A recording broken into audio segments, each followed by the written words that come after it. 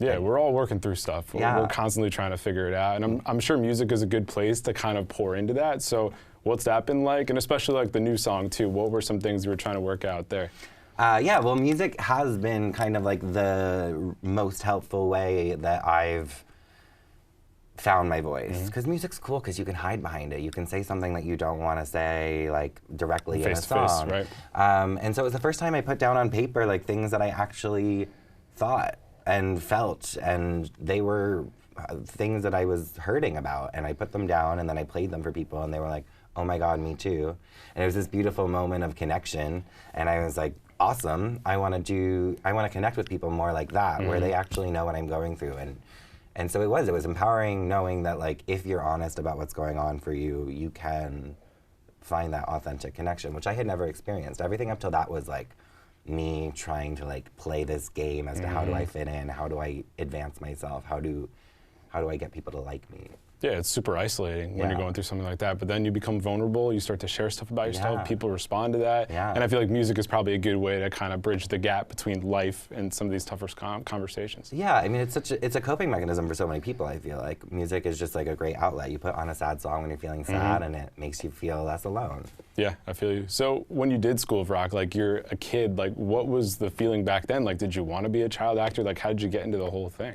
Yeah, no, I just wanted attention. I was this diva, sassy kid. I mean, everyone saw me on TV. I was just walking around, like, demanding people pay attention to me. And so my parents were, like, fine, and they, like, got me a manager, and they were very supportive and wonderful, and I did a lot of acting things in middle school, and then I, like, kicked back for a little bit. At my parents' recommendation, which I really appreciate. So how old when you got a manager? School of Rock was my second professional audition ever. And how old were you at that point? I was 10. Wow. Yeah, and so I obviously thought I was like the world's biggest deal because my second audition, I was like, boom, got it. And that movie was obviously a huge thing too, and you're working with a ton of kids, so like, what do you remember about that audition process? Oh, it was long. I went in like 9 times. Wow. I had to sing. I didn't even sing in the movie. The audition process was crazy. The process of the movie itself, people are always like, do you ever regret it? Because it did have a lot of backlash as far as like, you know, people viewing me in like a way and not affecting me and whatnot. But no, I've never for once regretted it. It was one of the most amazing experiences I've ever had. That vibe on set was magical, and we knew we were doing something really cool. And that movie it's inspired so many people to pick up instruments. It's so important. So I'm so happy I was part of it. Yeah, I mean, people are still talking about it all these years later. Like, when you think about that character, like, how was it developed? Was it, like, did you have any input in it as a kid? Or was it like, this is what Billy's gonna look like, this is who Billy is, this is how he acts? Like, how did that all go down? I didn't have any input. I think my input was me just being fascinatingly interesting, and they were like, continue doing that. They're like, let's build on this, Let's use this sassiness and build it into a character. Yeah, they were like, we have to use this somehow. Because my character didn't even exist before I auditioned. They like created it. Oh, that was an add-on, okay. Yeah. I came in and I sang a boy soprano rendition of Send in the Clowns. Wow. And they were like, okay. Like, we like this kid, we're gonna find a role for him, let's make it happen. I was like, okay, cool. But you had asked about the song that I'm releasing. Yeah. It's called, I'm so excited. So I mainly write country music. That's the genre I subscribe to, supposedly. But I love country music, and country music has a lot of church songs. And so I decided to write a church song about my experience growing up in church as a gay man. And so it's called God Loves Me Too. And I think it's going to be an interesting message for people to swallow who might not be used to hearing a church song in that style. But it's really just my story, and it's how I feel. So.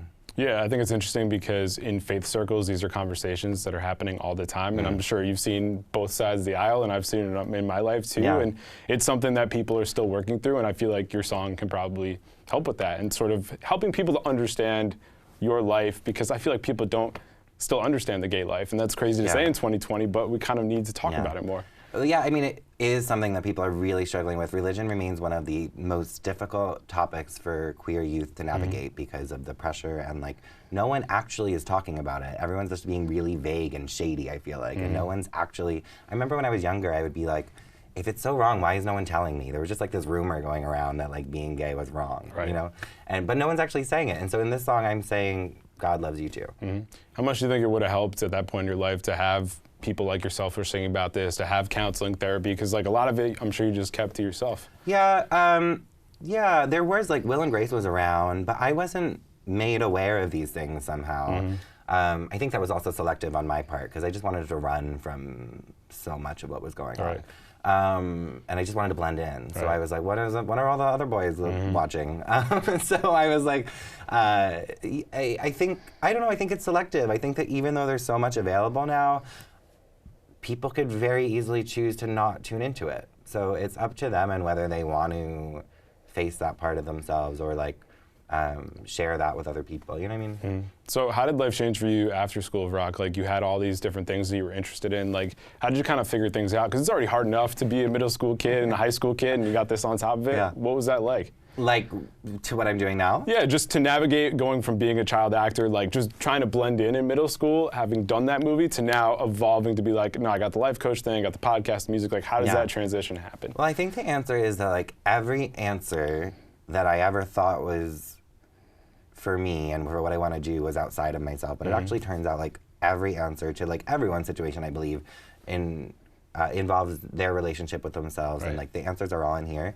And so me figuring out what I want to do was actually just me continuing to go back into myself and be like, what is my true desire in this moment?